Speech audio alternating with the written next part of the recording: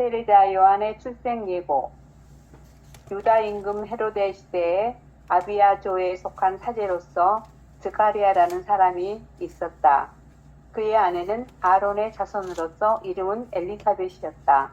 이 둘은 하느님 앞에서 의로운 이들로 주님의 모든 계명과 규정에 따라 흠없이 살아가는 사람들이었다. 그런데 그들에게는 아이가 없었다. 엘리사벳이 아이를 못 낳는 여자였기 때문이다. 게다가 둘 다 나이가 많았다. 스가랴가 자기 조 차례가 되어 하느님 앞에서 사제 직무를 수행할 때의 일이다. 사제직의 관리에 따라 제비를 뽑았는데 그가 주님의 성소에 들어가 분향하기로 결정되었다.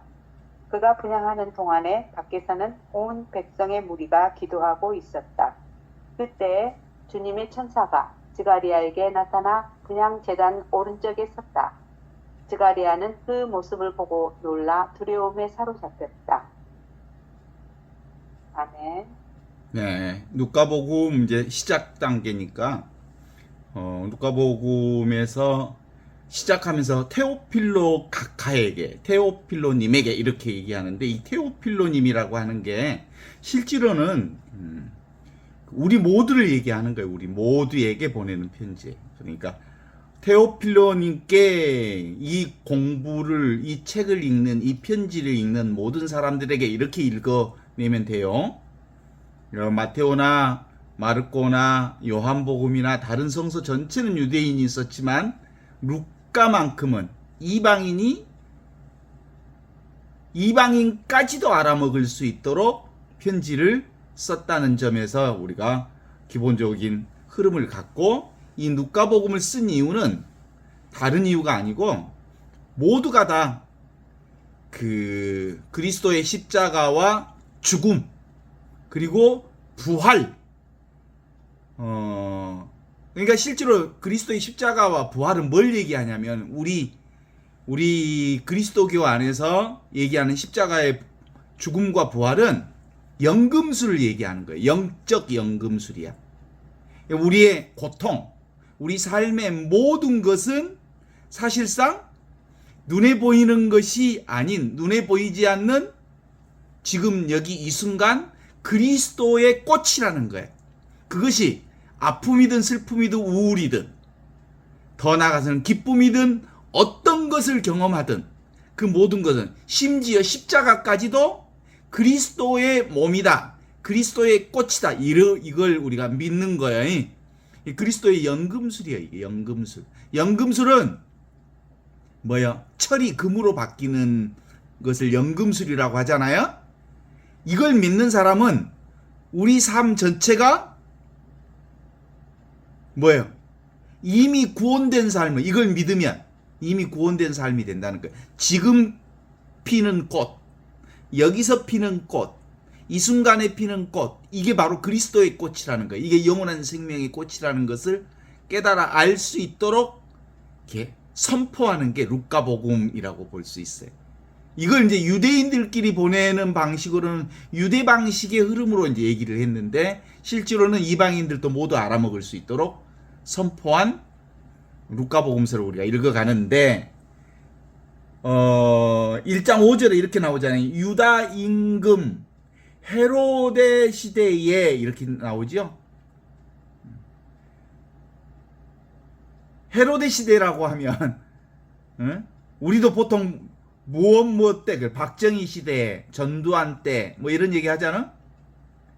당대에 그 유대 임금 헤로데 시대 그러면 어떤 거냐, 암울한 시기를 얘기하는 거예요. 우리도 암울한 시기를 겪었죠. 박정희 시대, 전두환 시대. 그때는 노래도 금지곡이 있었고 치마도 길게 입으면 안 되고, 그 책도 마음대로 읽으면 안 돼.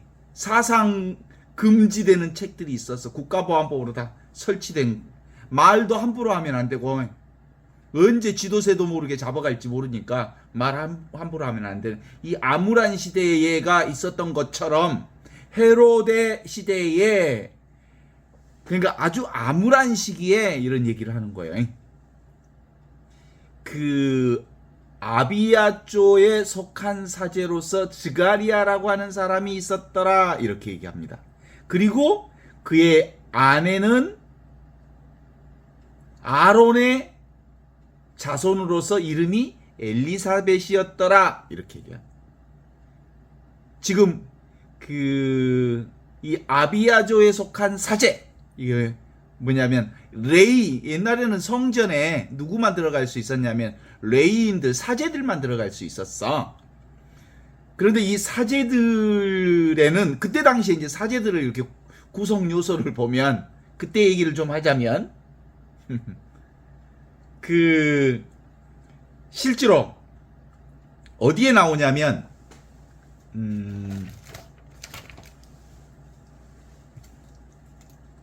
내가 찾아놨거든요. 역대기상 24장에 보면 사제단 조직이 나와. 사제단 조직. 거기에 24개 반으로 편성이 돼 있어. 사제단이. 반이 24개 단으로 편성되어 있다고. 그래서 그 사제단의 24개 조에서 이 아비야조, 아비야반은 8번째 반이야. 근데 한 개 반이 사제들 몇 명쯤 되냐면 한 1000명쯤 돼. 그러니까 24개 반으로 되어 있으면 2만 명이 넘어. 왜 그렇게 되냐면 실제로 그 예루살렘의 성전의 모든 일은 이 레이 지파의 사제단이 담당하고 있었거든. 그런데 이 사제단으로서 지가리아는 아비야 반에 속해. 그리고 그 아내 엘리사벳도 누구의 아내냐면 아론의 자손으로서 이름은 엘리사벳이었더라. 아론이 누구예요? 레이 지파의 사제잖아, 사제. 그러니까 그때 당시에는 법률로 어떻게 정해져 있었냐면 레이 지파는 레이 지파 사람들끼리만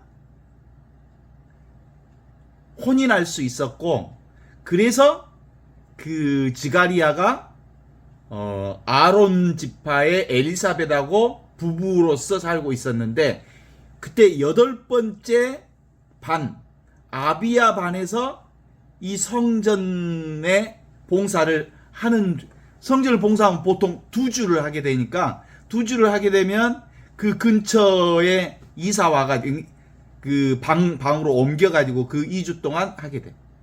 근데 지금 여기에 지금 아비야조의 그 지가리아와의 엘리사벳은 뭐 하는 사람으로 뽑혔냐면 사제직 관례에 따라서 제비를 뽑았는데 그가 주님의 성소에 들어가 분향키로 결정되었다. 그래 나오죠? 그때 성서에 나오는 이 분향하는 사람들은 딱 2명만 할 수 있는데 이 2명 부부가 뽑혔어. 어때? 2만 명 중에 8번째 8조로 뽑혔고 8조의 1000명 중에 둘이 지금 성소에서 분향하는 사람으로 뽑혔으니까 그 확률이 몇 프로겠어? 0.00001%에 뽑힌 사람이 바로 지가리아와 엘리사벳이 성전 안에서 분향할 사람으로 뽑혔단 말이야. 그 뽑는 방법은 어떤 방법으로? 제비 뽑았어.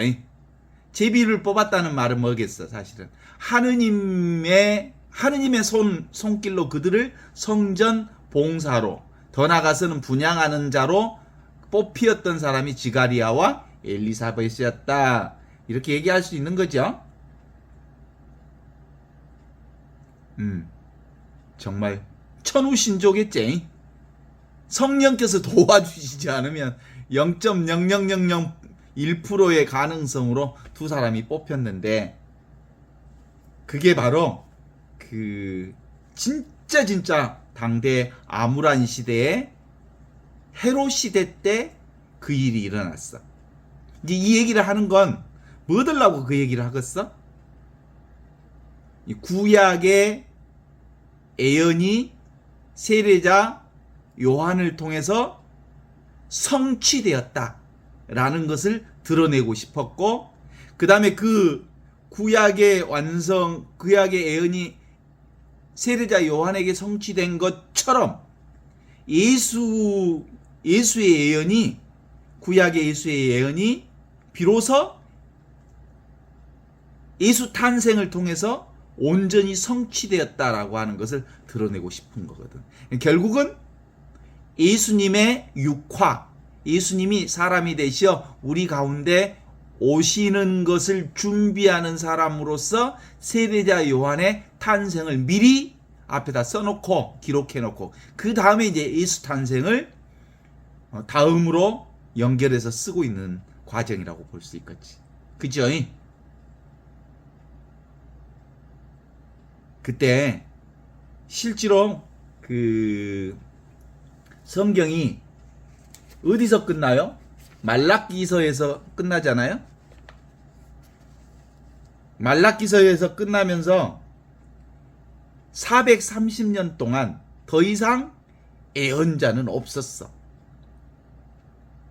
43년 동안의 공백이 있었어. 그러나 메시아가 오시면 이 모든 것이 이루어질 거다라고 하는 얘기는 있었지만, 그게 바로 누구인지는 알 수가 없는 시대였거든.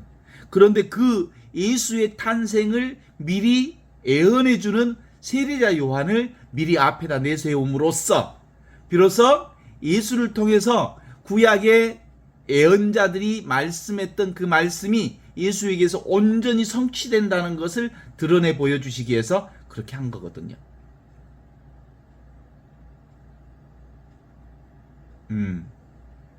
거기에 이제 이렇게 나오잖아요. 그 사제들을 어떻게 뽑힌지 알겠죠? 지카리아와 엘리사벳이 그런 방식으로 왔어. 그런데 이제 6절에 보면 이 둘은 하느님 앞에서 의로운 이들로 모든 계명과 규정에 따라 흠없이 살아가는 사람이었다, 이렇게 나오죠. 하느님 앞에서 의로운 이들.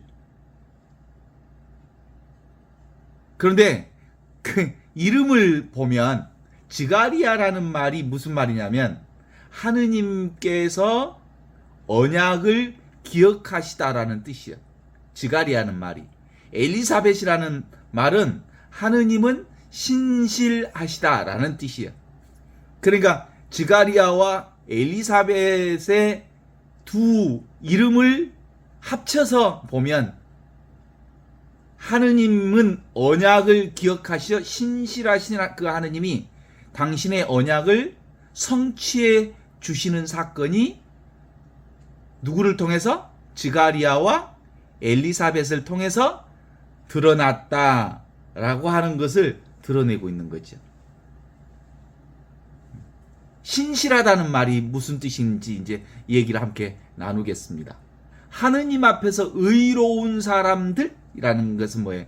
실제로 하느님의 언약을 굳게 믿은 사람들, 하느님의 말씀을 굳게 믿고 그것이 이루어지리라고 믿는 사람들, 이들이 바로 지가리아와 엘리사벳이었다, 이렇게 볼 수 있죠. 주님 모든 계명과 규정에 따라 흠없이 사는 사람들이었다.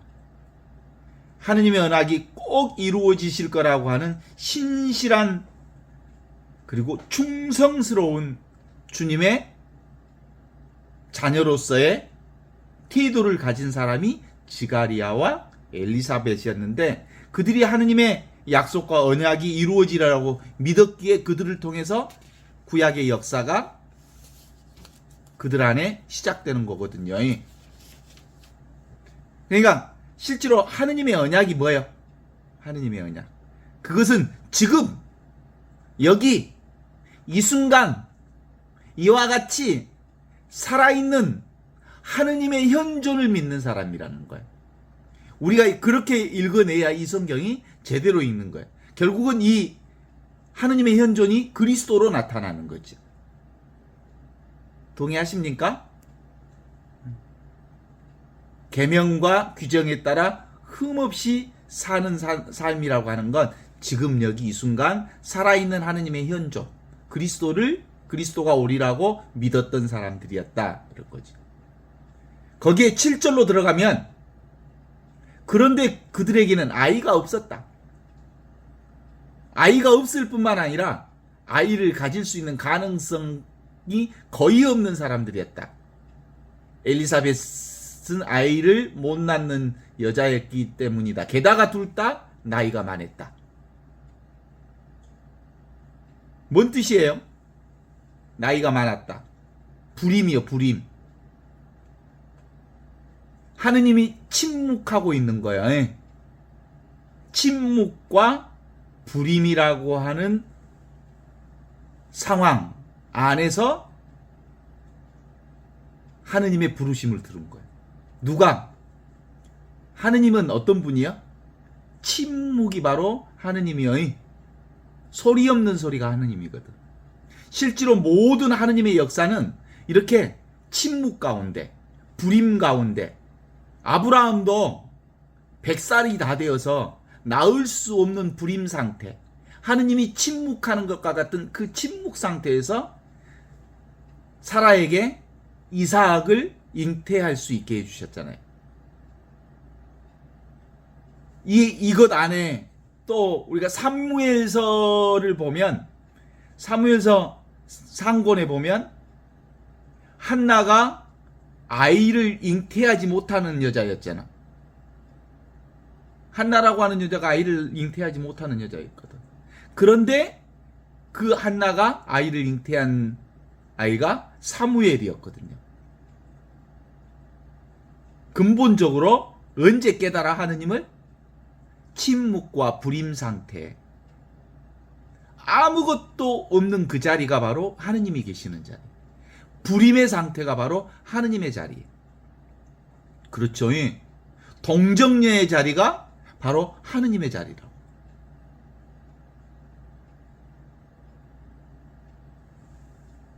그래서 그 자리에서 하느님의 기적이 시작된 거예요. 형식으로만 보면 말라기서 1장 10절에 보면 그렇게 나오거든요. 너희들은 형식만 갖추지 정말 신앙이 없는 놈들이다. 너희 가운데 누구라도 성전 문을 닫아 걸어서, 너희 가운데 누구라도 성전 문을 닫아 걸어서 너희가 내 제단에 헛되이 불을 피우지 못하게 했으면 좋겠다. 나는 너희들의 재물을 좋아하지 않는다. 만군의 주님이 말씀하신다. 나는 너희 손이 바치는 재물을 더 이상 받지 않겠다. 재물로서 바치는 제사 행위는 여기서 끝난다. 이 얘기를 하는 거예요. 너희들이 재물 바치고 복 받으려고 하는 구복신앙은 끝이다. 그리고 그 이후에 430년 동안 아무도 애언자가 나타나지 않았어요. 애언이 없는 시기. 그 시대가 바로 불임과 침묵의 시대. 430년이 곧 불임과 침묵의 시대라고 읽어낼 수 있으면 되는 거예요. 그쵸?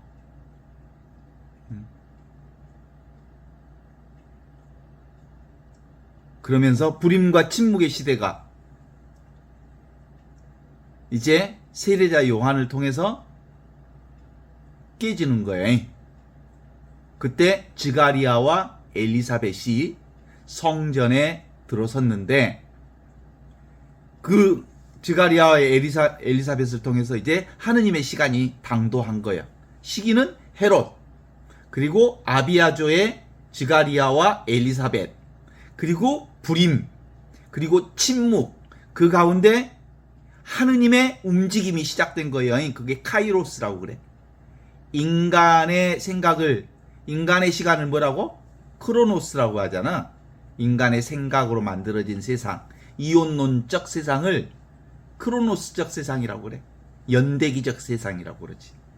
그런데 하느님의 세상은 시간이 없어. 순간만 있어. 때만 있어. 찰나찰나만 있어. 이게 하느님의 시간이요. 크로노스, 지금, 여기, 이 순간, 이와 같이 살아있는 하느님의 현존, 이 시간이 바로 누구를 통해서? 세례자 요한의 탄생을 통해서 구약의 430년의 메시아의 예언이 이제 세례자 요한을 통해서 성취하는 모습들을 드러내고 있어요. 그래서 근본적으로 메시아가 오기까지의 430년의 역사의 침묵 기간이 필요했던 모양이죠. 드디어 때가 차서, 그래서 세례자 요한의 탄생, 그리고 이제 누가? 스가랴가 성전에 들어가죠. 성전에 들어가서 분향을 하고, 성전에 들어가서 이제 분향할 때 밖에 있던 백성들은 이제 기도하거든요. 뭐라고 기도할까? 주님 말씀대로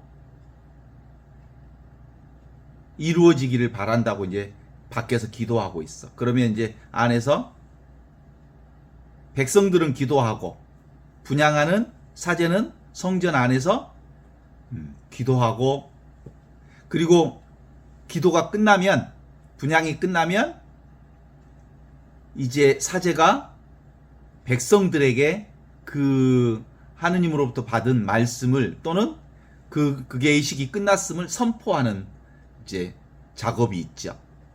그런데 예언을 받았잖아요. 뭐라고?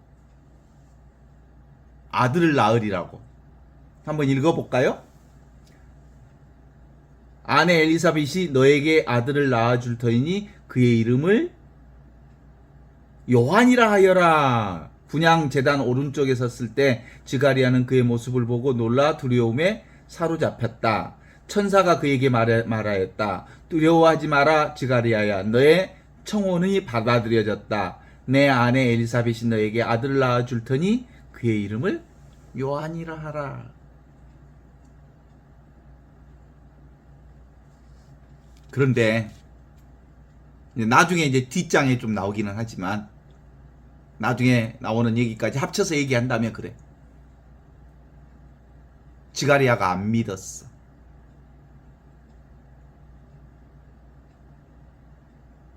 그래서 뭐가 돼버렸어?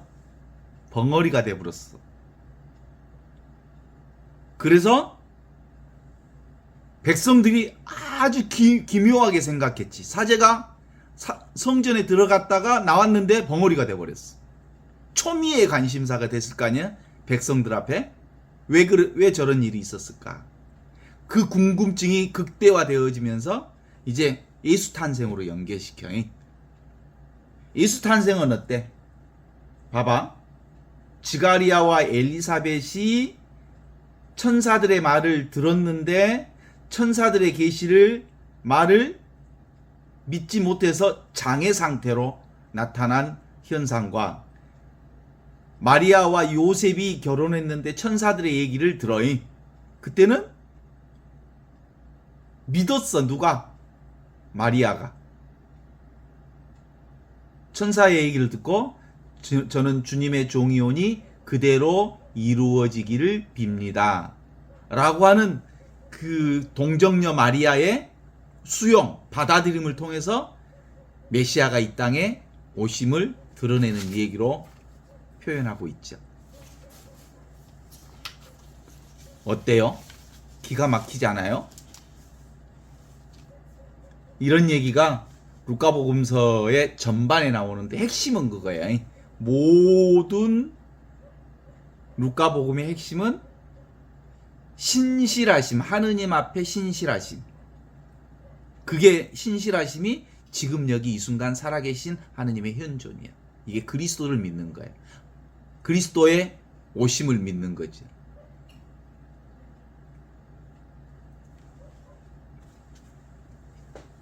오늘 우리 저기 한참 지금 모모책 미하엘 엔데의 모모책을 읽고 있는데, 모모책 얘기를 보면 참 재밌잖아요. 모모는 듣는 사람이야. 들음이야, 들음. 들음으로써 진실을 듣게 돼. 그래서 회색 신사들의 그들의 사기를 들어. 그래서 모모를 통해서 친구 배포와 기기로 이어지고, 그래서 아이들이 동조하고, 그래서 이 아이들과 함께 회색 신사들과 한판 싸움이 일어나게 되는 거예요. 그러니까 진실을 아는 방법은 어디서부터 시작되는 거예요? 침묵이야, 침묵. 그리고 그것이 뭘로? 불임이야. 그러니까 불임이라는 말은 뭔 말이야? 아무 일도 일어나지 않는 자리. 아무 소리도 들리지 않는 자리. 어떤 것도 없는 자리. 이 자리가 바로 살아계신 하느님이 계시는 자리요. 그 자리가 바로 하느님의 현존, 진화, 위치 없는 참 사람이 계시는 자리거든요. 그죠? 근데 사람들은 뭔만 봐? 현상만 봐. 현상. 눈에 보이는 것만. 그러니까 불임이면, 침묵이면 하느님이 없는 듯해. 우리를 애면하는 것 같아. 그래서 민중의 하느님 노래처럼 그렇게 우리들에게 응답하소서. 귀먹은 하느님, 눈멀은 하느님, 화상당한 하느님, 우리를 외면하시는 하느님. 진짜 하느님은 이렇게 외면하는 것 같아. 귀먹은 것 같아. 그리고 보지 않는 것 같아. 그런데 실제로는 이 소리 없는 소리, 침묵, 불임, 아무 맛도 없고 아무 경험도 없는 그 자리가 바로 살아계신 하느님이 계시는 자리거든요. 그리고 거기서 모든 것들이 드러나는 거거든요.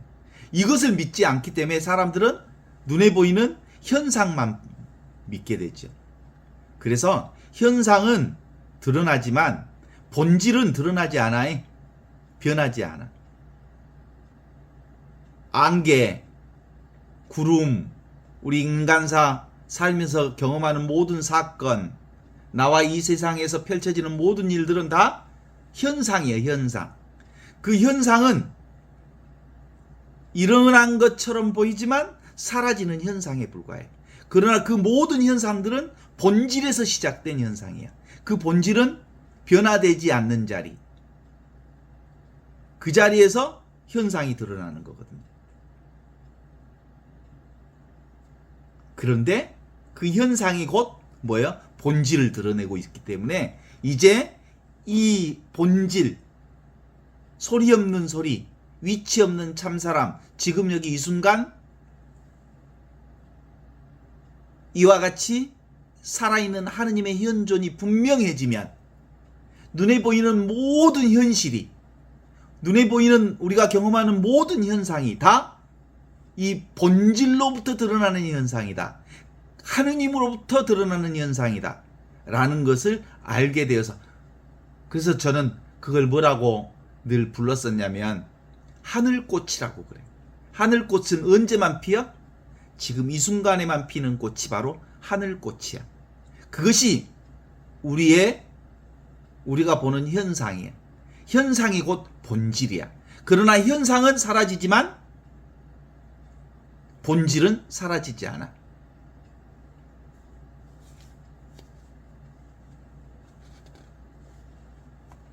영혼 불멸하고 그리고 무한한 이 요걸 통해서 우리는 세상의 모든 것들을 경험하잖아요. 한번 우리가 그 연습을 한번 해볼까? 화장실에 갔어. 화장실을 갔는데, 공중 화장실을 갔는데 누가 똑똑똑똑 노크를 했어. 그러면 그 노크 소리가 뭐예요? 노크 소리가 똑똑똑똑은 의미가 없어. 똑똑똑 소리가 나네? 라고만 보면 안 돼. 그 똑똑똑 소리는 무슨 소리야? 사람이 있습니다 라는 소리야. 그죠? 그런데 사람이 똑똑똑 소리가 있네? 현상만. 똑똑똑 소리가 있네? 그러면 그건 소통이 안 되는 거지. 그 똑똑똑 소리가 가리키는 것은 똑똑똑 소리를 내는 분이 밖에 계시구나 라는 것을 신호를 알려주는 거거든요. 그쵸? 자, 그러면 다시 그런 현상으로 봐봐요. 우리가 경험하는 이 세상은 뭐예요? 뭘 알려주는 거예요? 그게 똑똑똑 소리와 같은 거예요. 똑똑똑 소리는 아무 의미가 없는 것처럼 이 세상의 모든 것들은 피어나는 것은 뭘 드러내는 거예요? 똑똑똑 소리를 내는 분이 있는 것처럼 이 세상의 모든 것들은 지금 여기 이 순간 살아계신 하느님이 드러나 있는 거예요. 지금 여기 이 순간 살아있는 하느님의 현존, 위치 없는 참사람으로서의 진짜 내가 드러나 있는 거예요. 그러니까 내가 경험하는 이 세상 모든 것은 뭐예요? 나를 경험하고 있는 거지. 그죠? 의식 그 자체가 세상을 드러내고 있죠. 순수 존재 그 자체가 이 세상을 드러내고 있다는 거지. 그래서 현상 그것이 곧 본질이야. 이건 사실은 너무 쉬운데 이건 너무 어려워.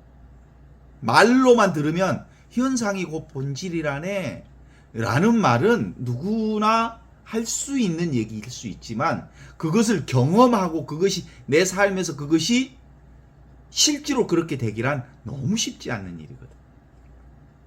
그래서 불교에서는 이것을 색이 곧 공이라네, 공이 곧 색이라네 이렇게 표현하고 있거든요. 변화하는 온갖 세상들은 그의 본질을 드러내고 있습니다. 전부가 이 본질이면서 사실은 하나하나가 본질 자체는 아니에요. 우리는 모두가 다 뭐예요? 눈에 보이는 모든 사람들은 다 하느님이에요. 근데 나만 하느님은 아니에요. 나만 하느님이라고 말하면 그건 사기예요. 내가 하느님의 사람이어서 하느님인 것은 사실이에요. 우리 모두가. 나만 하느님은 아니에요. 나만 하느님이라고 말하면 그건 사기치는 거지. 그런 거하고 비슷해요. 똑같아. 나는 하느님의 형상을 지닌 하느님이지만 나만 하느님이라고는 말할 수 없어요. 세상 만물이 다 하느님의 본질을 드러내고 있지만 나무 그것이 하느님이다 라고 하면 우상이 되는 거잖아. 어떤 한 나무를 하느님이다 라고 얘기하면. 그러나 그 나무를 포함해서 모든 나무들이 다 나무뿐만 아니라 온 세상이 하느님을 드러내고 있기 때문에 하느님이라고 말할 수 있어. 하느님 아닌 게 없어. 그리스도 아닌 게 없어. 지금 여기 이 순간 하느님의 생명이 이렇게 밖으로 표출되어 있고 피어나고 있는 거지. 따라서 나 아닌 것이 하나도 없어. 하느님 아닌 게 하나도 없어. 그 얘기는 뒤집으면 뭐야? 나라고 할 것이 하나도 없는 거야. 하느님이라고 할 것이 하나도 없는 거야. 이건 머리 쓰면 안 돼. 머리 쓰고 이해하려고 하지 말고 정말로 하느님 아닌 것은 아무것도, 모두가 다 하느님의 꽃을 피워내고 있어 지금 여기서. 그러니까 모두가 하느님이야. 하느님 아닌 게 없어. 우리의 현상 전체가 하느님이야. 그러지만 이 요 마우스를 보고 이것도 하느님을 드러내고 있고 나를 드러내고 있다고 해서, 그러면 이 마우스가 하느님이야? 이 마우스만 하느님이야? 그러면 마우스를 우상하는 거지.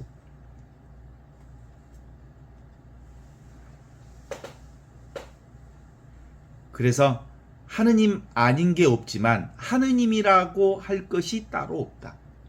하나하나가, 구체적인 하나하나가 하느님이지만 그것만 하느님이라고는 말할 수는 없다. 그래서 하느님 아닌 게 없다. 그러므로 하느님이라고 딱히 말할 것이 하나도 없다. 그건 근본적으로 무유정법. 하느님은 정할 수 없어요. 규정할 수 없어요. 규정되지 않기 때문에 그렇게 말하는 거예요. 그래서 전체가 하느님이지만 나도 하느님이고 너도 하느님이고 나무도 하느님이고 동물도 하느님이고 온갖 것이 하느님이지만 어떤 것만 딱 잡아서 하느님이라고 말할 수 없기에 하느님이라고 말할 수 있는 게 하나도 없다. 이렇게 말합니다. 어때요? 이 세상에 여름에 보면 구름이 너무 예뻐요. 요즘에 구름 예쁘죠? 비겐 뒤에 하늘 구름은 너무 아름다워. 근데 그 구름이 정지에 있어요? 순간순간 변하잖아요. 계속 변하잖아요. 근데 그 구름이 아니에요. 형태가 바뀌어서 비로 바뀌어요. 비로 바뀌었다가 어느 순간에 습기로 바뀌어요. 여름에 얼마나 습기가 많아. 그게 나무가 뿌리에서 그 물을 빨아서 나무가 돼요. 그 나무가 산소를 뿜어내요. 그래서 그 산소를 뿜어내는 산소를 생물들이 들이마시고 그것이 온갖 세상 만물과 하나로 연결되어 있어요. 그래서 전체 형태는 변하지만 현상은 늘 변하잖아요. 우리가 보는 현상은 늘 변하지만 본질은 늘 하나라고. 그것을 우리 동양인들은 아주 잘 표현했어요. 상선약수라고. 최상선이 바로 물과 같다고. 물은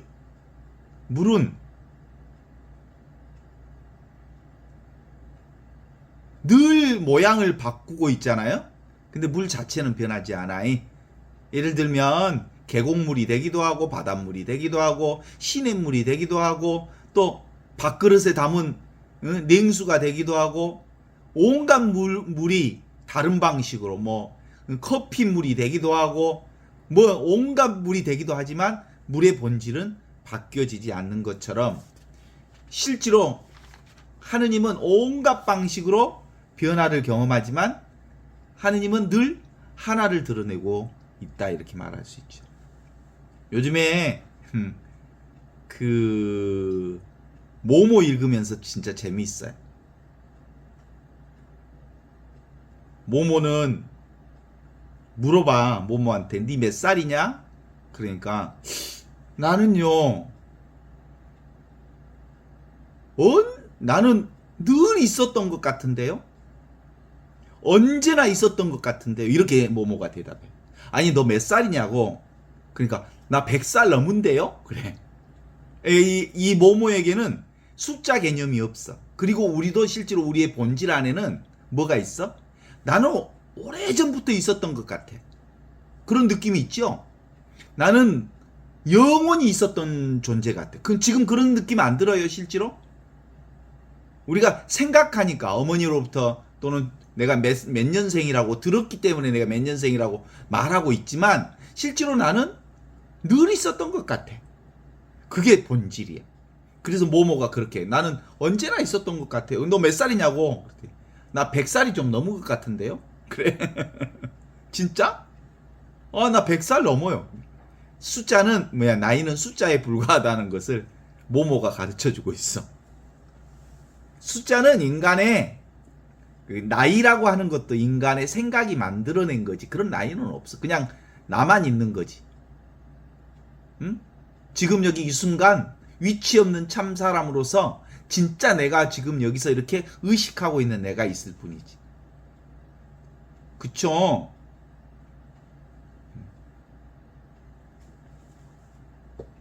우리 내면에서 떠드는 소리가 너무 많아.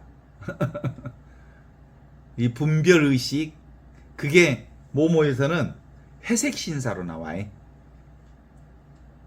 에고에 떠드는 소리. 그래서 모든 사람들은 자기가 회색 신사를 만났다는 것을 몰라. 그런데 유일하게 그 소설에서는 모모만 회색 신사를 만났다는 거 알아. 그러니까 듣기만 하기 때문에 진실을 봤어. 그래서 이 모모를 통해서 베프와 그리고 기기에게 그 회색 신사의 정체를 얘기해 주기 시작했고 그 아이들 전체는 이 모모의 얘기를 듣고 이 회색 신사의 정체를 깨달아. 아무리 얘기해줘도 어른들은 바빠갖고 안 와. 안 믿어. 절대로 안 믿어. 그죠?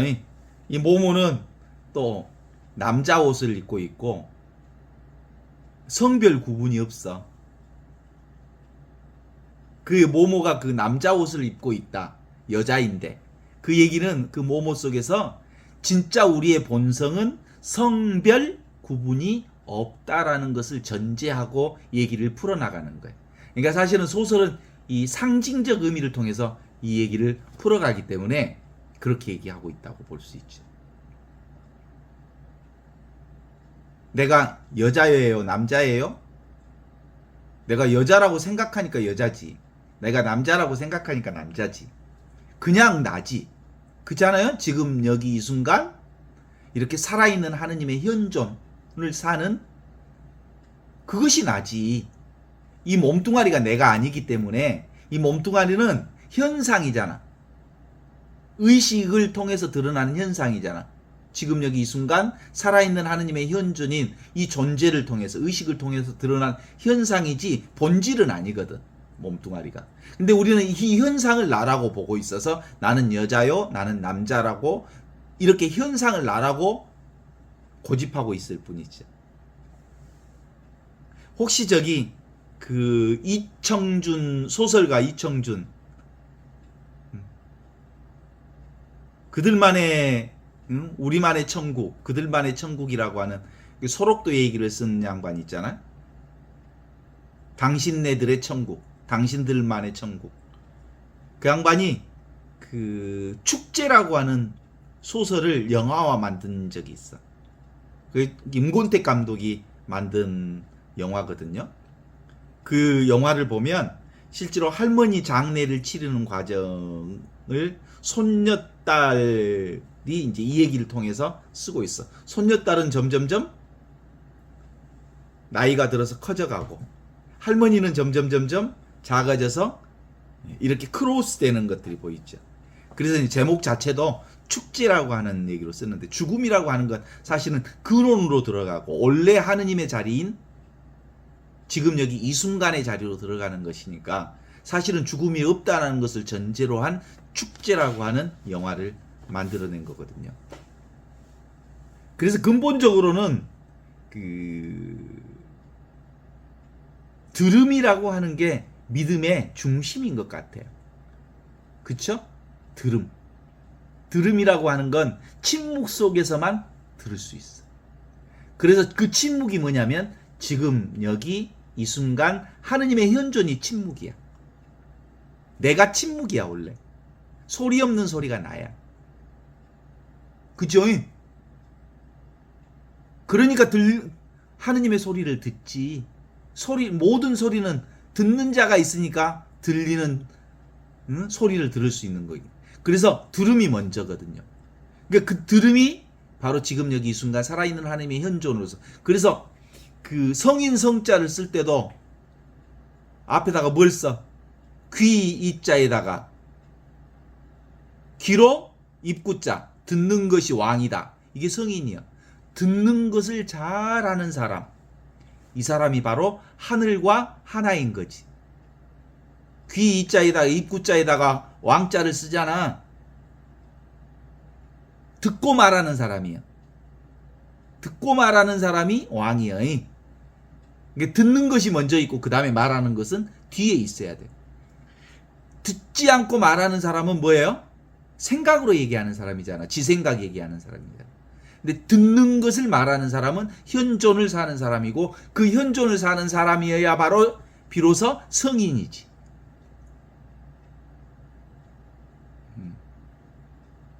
그쵸? 다니엘라야, 노사야, 소피아야 이렇게 부르면 듣죠? 누가 들어? 내가 듣지. 들음이 있으니까 듣는 소리가 있지. 듣는 소리가 바로 들음이 바로 화자. 하느님의 소리를 듣는 내가 있으니까 들린 소리와 그리고 화자와 청자는 같은 거지. 그죠? 그게 뭐예요? 그게 어디에 있어? 지금 여기 이 순간 이와 같이 살아있는 하나님의 현존이 들음이라고 들음. 스틸리스 스틸이라고 고요가 말한다는 말 속에 있는 것처럼 침묵이 말하는 소리에서 이 침묵이 말하는 소리를 듣는다는 건 뭐예요? 온몸으로 듣는다는 거고 눈으로 듣는다는 거야. 귀로 듣는 게 아니에요. 소리는 온몸으로 듣는 거예요. 그래서 눈으로 듣는다 그래. 귀로 보고. 귀로 보고 눈으로 듣는다는 말은 뭔 말이겠습니까? 응? 그래서 불교에서는 관음보살이에요. 관음이라는 말이 관음, 소리를 본다. 본다는 말은 바로 이것으로 본다는 거예요. 그래서 관음이라 그래요. 온몸으로 듣는다. 온몸으로 본다. 온몸으로 경험한다. 그것이 바로 지금 여기 이 순간을 사는 대자유의 삶을 얘기하는 거거든요. 우리가 이제 모모 공부하면서도 느낀 것처럼 회색 신사는 우리에게 계속 무엇을 하게 만들잖아요. 바쁘다 바빠 시간 전략이라. 그래서 뭔가를 하게 만들어서 시간을 전략하게 만들어. 그렇게 해서 배운 게 뭐예요? 시간을 낭비하지 말아라. 시간을 알뜰하게 써야 된다. 응? 시간 소비하지 말아라 막 그래. 그래서 학교 다니면 학교 교실 제일 뒤에 게시판에는 뭐가 붙어 있어? 시간표가 들어 있어. 어느 교실에 가도 시간표가 들어 있어. 그래서 우리 인간들은 시간을 시간 속에서 산다고 생각해. 그게 착각을 만들어내는 그거든. 우리가 어렸을 때는 시간이 엄청 길거든요. 근데 나이 먹으면 시간이 엄청 짧아. 그래서 시간에 비리한다. 그런 거 없어. 인간의 생각이 그래. 어릴 때는 시간이 긴 이유가 있겠지. 지루하지. 어릴 때 되게 지루해. 어째 시간이 안 간다냐? 나 빨리 1년 넘어서 언니 되고 싶은데? 어릴 때 시간이 안 가는 이유가 뭘까? 쓸데없는 생각을 하지 않기 때문에 시간이 길게 느껴져. 근데 어른이 되면 하루가 너무 빨리 가. 왜 그럴까? 끊임없이 생각하니까 생각하는 순간 쑥쑥쑥 지나가 버려. 그러니까 생각하는 순간은 무슨 순간이요? 시간을 근본적으로 그 생각 속에 빠져 있기 때문에 순간적으로 아주 빠른 속도로 시간이 지나가는 걸 알 수 있어. 그래서 시간은 나누는 거요. 소비하는 거야. 시간을 낭비한다, 소비한다는 말은 개인적인 관점에서 보면 낭비하는 것 같고 소비하는 것 같지만 삶의 관점으로 보면 시간은 늘 나누는 거예요. 공동체적 관점으로 보면. 여행할 때도 여행하면서 시간을 나누는 거죠. 추억을 회상하는 것을 시간 낭비한다 그래요? 그런 거 안 하잖아요. 그래서 시간은 곧 금이다 그래가지고 우리를 얼마나 아주 빠른 속도로 세상을 살게 만드는지 몰라. 근데 실제로는 뭐예요? 지금 여기 이 순간 살아있는 하느님의 현존. 이게 바로 루카복음이 우리에게 전하고 싶어하는 하느님 앞에 신실한 이들은 하느님을 만난다.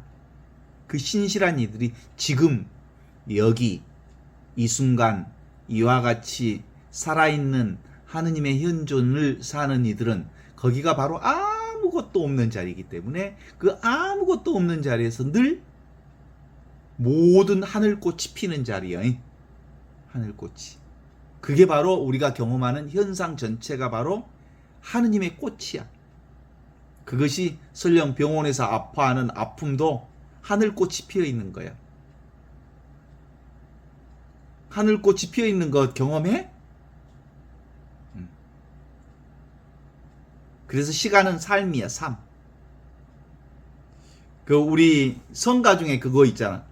사랑과 나눔이 있는 그곳에 주님 계시네 그러잖아요.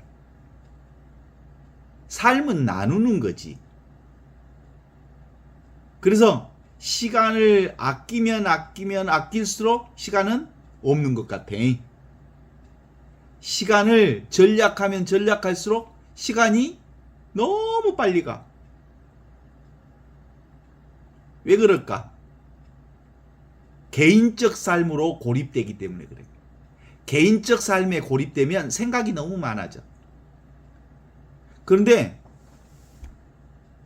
이렇게 개인적 인간으로서는 한 개인은 개인으로 살지만 가만히 있으면서 꽃도 보고 산책도 하고 그러면서 온 세상을 충분히 경험할 수 있거든. 혼자이면서도 혼자가 아닐 수 있죠. 그게 바로 삶의 나눔이야. 혼자 있으면서 사랑을 나누어.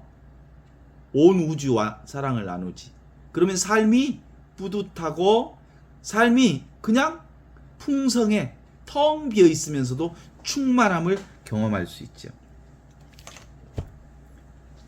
그래서 대부분 혼자 시간을 많이 보내는 사람들이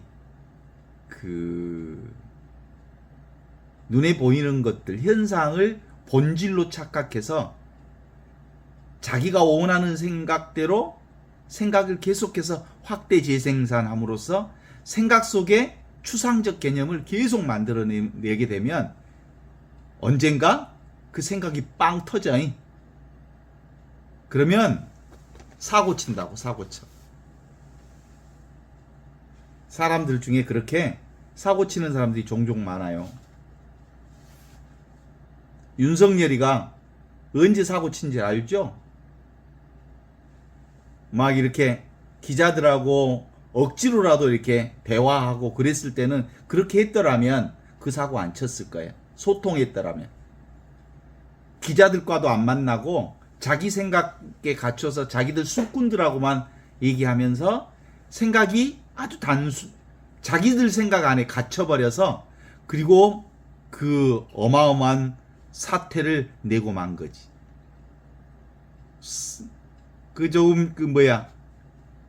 소셜패스 같은 친구들이 주로 그래. 자기 생각에 빠져서 있다가 묻지마 폭력을 행사하는 경우가 있어. 자기 생각을 계속 확대하다가 터져버린 거지. 그래서 기본적으로 모모 같은 경우는 계속 듣는 사람이잖아요. 모모가 듣는 우리의 본성을 얘기해. 그 친구들 두 친구가 베프와 기기가 나오는데 베프는 늙은이고요. 기기는 젊은이야. 서로 맞지 않는 사람인 것 같은데 모모하고 베프하고 기기가 세 친구로 아주 잘 형성되어 있어. 베프는 성실하고 신중하고 그리고 늘 지금 서두르지 않고 끈기 있게 일하는 친구고 기기는 아주 떠버리기를 좋아하는 친구잖아. 아주 아이디어 만점이고 상상력이 풍부하고 지 입으로 막 지어낸 얘기를 막 아주 현실처럼 막 얘기하는 아이고. 그런데 이렇게 서로 차별이 되는 친구들끼리 친구가 되면서 모모하고 삼형제를 이루면서 얘기를 풀어내는 부분들이 있는데 실제로는 그렇게 우리가 서로 다른 사람들끼리 궁합을 맞추면서 그냥 삶을 나누는 거지. 이게 우리의 삶 자체예요. 서로 맞지 않는 사람들끼리 함께 서로를 수용하면서 삶은 풍요롭고 삶이 아름다워지는데 자기 생각에 갇히면 실제로 생각이 감옥에 빠지게 되는 거거든. 그래서 지금 여기 이 순간 살아있는 하느님의 현존이 드러내는 이 세상의 아름다운 하늘꽃을 감상할 줄 알려면 늘 지금에 있어야 되고 여기에 있어야 되고 이 순간 살아있는 하느님의 현존으로서 하느님 앞에 신실한 이들로 삶을 살아갈 때 그게 가능하다라고 하는 게 루카복음의 핵심 메시지라고 읽어낼 수 있으면 좋겠습니다. 오늘